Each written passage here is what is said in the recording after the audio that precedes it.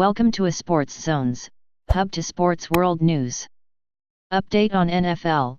Despite a spirited, fourth quarter comeback in a wild overtime period, the San Francisco 49ers suffered their first loss of the season Monday night at Levi's Stadium, a 27-24 overtime defeat at the hands of the Seattle Seahawks and quarterback Russell Wilson.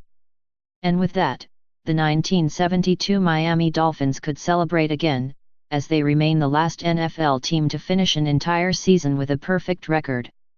Please subscribe in our YouTube channel and follow and like us on Facebook #ASportsZones. Visit our site at www.asportszones.com for more sports update.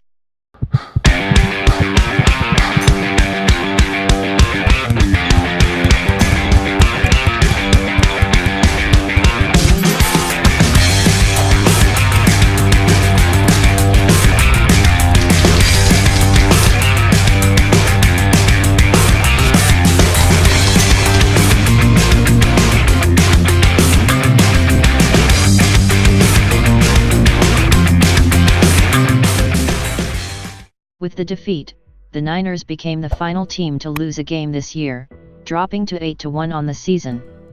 After the 49ers fought back to kick a game-tying field goal at the end of regulation, Wilson took matters into his own hands on third down in Seattle territory with the clock winding down in overtime.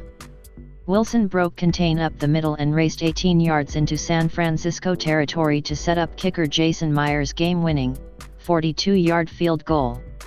That came after Niners rookie kicker Chase McLaughlin missed a 47-yard field goal earlier in overtime that would have given the 49ers the victory.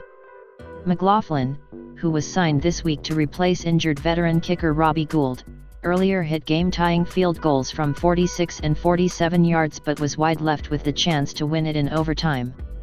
The Niners also hurt their chances to win in regulation by turning the ball over 3 times with each of those giveaways resulting in a Seattle touchdown. In fact, all of the Seahawks' first 21 points came off takeaways. Entering the game, the Niners had allowed just 16 points off turnovers in their first 8 games. After falling behind 21-10 with less than 2 minutes left in the third quarter, the Niners surged back on the strength of a fumble recovery for a touchdown from defensive tackle DeForest Buckner. The Niners' defense managed another stop on the ensuing Seattle possession and kicked a field goal to tie it up.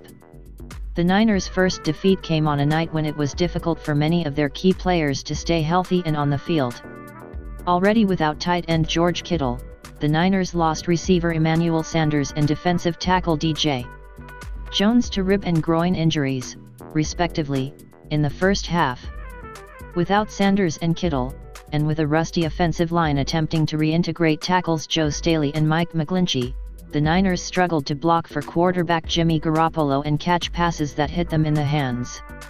With 6:19 left in the third quarter, Garoppolo fired down the right sideline to a wide-open Kendrick Bourne.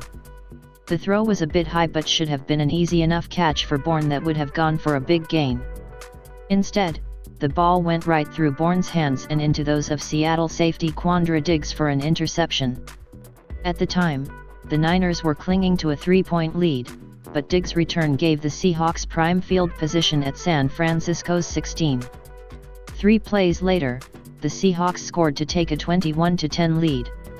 Bourne later dropped a would-be first down over the middle on the drive in which the 49ers had to settle for a field goal.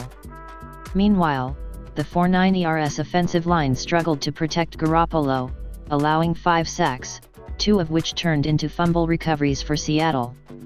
Such miscues have been few and far between for the 49ers this season, but on this night, there were enough to send them home with their first loss of the season and breathe life into what now figures to be a tight battle for the NFC West Division crown.